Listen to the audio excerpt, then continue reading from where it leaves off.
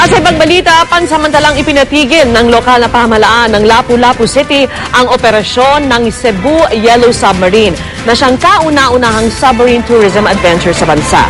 Kasunod po yan ang pagbangga umano nito sa Coral Wall. Narito po ang report.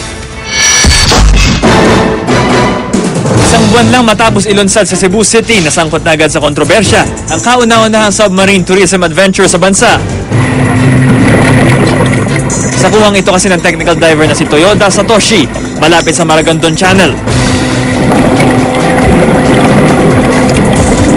Makikita ang pagtama raw ng submarine sa coral formation na sinundan ng pagkalat ng animoy alikabok. Di na nagtagal ang submarine sa lugar at kaagad ding umalis.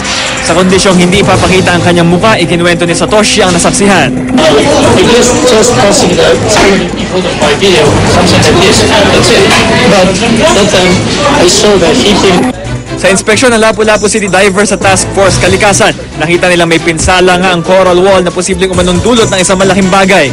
Nahit yun siya og rigid object na dako-dako kay ang force nga makapaliki at makakuha na dili ng sikat sa diver kung may mas stronger nga force. Dahil dito, pinasuspinde ng lokal na pamahalaan ng Lapu-Lapu City ang operasyon ng submarine. Diya sa mga undang ang operasyon until nga makapakita krok na nagusay tumuod ra ka na di na gila mahitabo ang pagpanggawad sa mga coralit aso. Itinanggi ng pamunuan ng Cebu Yellow Submarine na bumangga ito sa coral wall.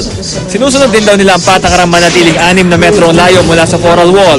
The video shows that the front end of the submarine, where the safety bars are located, was what seemingly crashed into the cliff.